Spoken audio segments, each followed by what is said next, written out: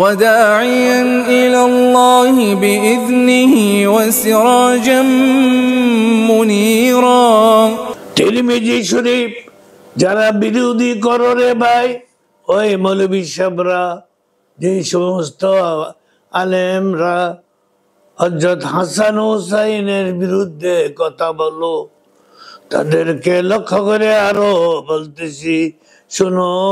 তিরমিজি শরীফ দ্বিতীয় খণ্ড 218 নম্বর পৃষ্ঠায় হাদিস শরীফে হযরত আনাস ইবনে মালিক রাদিয়াল্লাহু আনহু থেকে বর্ণিত, তিনি বলেন, নবী সাল্লাল্লাহু আলাইহি সাল্লামকে প্রশ্ন করা হয়, আহলে বাইতগণের মধ্যে আপনার অতি প্রিয় কে?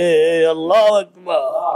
উত্তরে নবী করিম সাল্লাল্লাহু আলাইহি সাল্লাম বলেছেন, হাসান ও হুসাইন। وكان يقول رسول الله صلى الله عليه وسلم لفاطمة أدعي ليا بني فيا سمتما ويدمهما إليه। হযরত ফাতেমা রাদিয়াল্লাহু আনহাকে নবী করিম সাল্লাল্লাহু আলাইহি সাল্লাম বলে থাকতেন যে, আমার নাতি, হে ফাতেমা, আমার নাতি দুইটিকে ডেকে আনো।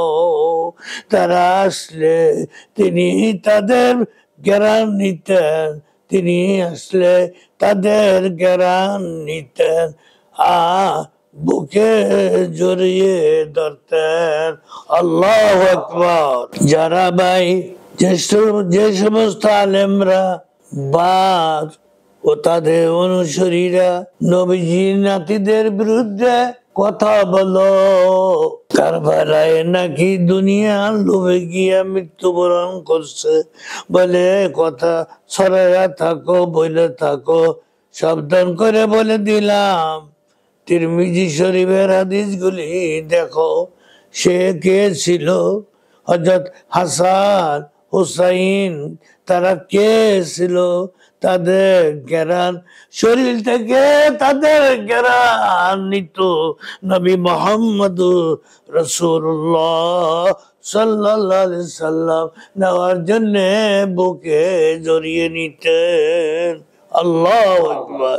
তিরমিজি আরো শুনুন, যারা বিরোধী করো ভাই, তাদেরকে বলতে হয় জন্য অনেক আলেম নামধারী কিছু আলেম বেরিয়ে গেছে, তাদের অনুসারীরা সহ তাদের বিরুদ্ধে কথা বলে থাকে।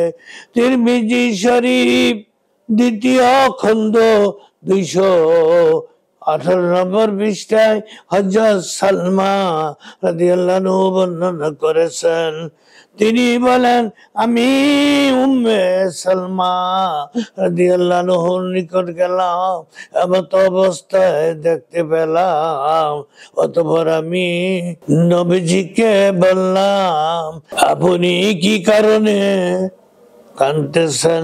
তিনি বললেন, রাআইতু রাসূলুল্লাহ সাল্লাল্লাহু আলাইহি সাল্লাম তানি ফিল মানামি ওয়া আলা রাসিহি ওয়া লিহিয়াতিহি তুরাবি ফাকুলতু মা লাকা ইয়া রাসূলাল্লাহ ক্বালা শাহিদতু কতালাল হুসাইনি আনিফা। অর্থাৎ আমি রাসূল সাল্লাল্লাহু আলাইহি সাল্লামকে স্বপ্নে দেখেছি যে তার মস্তকে ও দাড়িতে ধুলি মাটি লেগে রয়েছে। আমি নবীজিকে বললাম, হে আল্লাহর রাসূল সাল্লাল্লাহু আলাইহি সাল্লাম, আপনার কি হলো?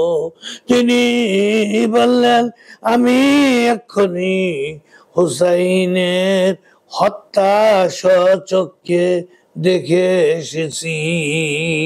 হাদিসটি লক্ষণীয়। কারবালার মর্মান্তিক ঘটনা পরিদর্শনে খোদ নবী সাল্লাল্লাহু আলাইহি সাল্লাম গিয়েছিলেন। হযরত হুসাইন রাদিয়াল্লাহু আনহুকে পাপিষ্ঠ নরদম মুসলমান নামধারী যারা শহীদ করেছে তারা কি রোজ হাসরে নবীজির সামনে যেতে পারবে? তা মোটেই সম্ভব হবে না, কারণ অপরাধীদেরকে তিনি নিজেই শনাক্ত করে রেখেছেন। আখিরু দাওয়ানা আনিল হামদুলিল্লাহি রাব্বিল আলামিন।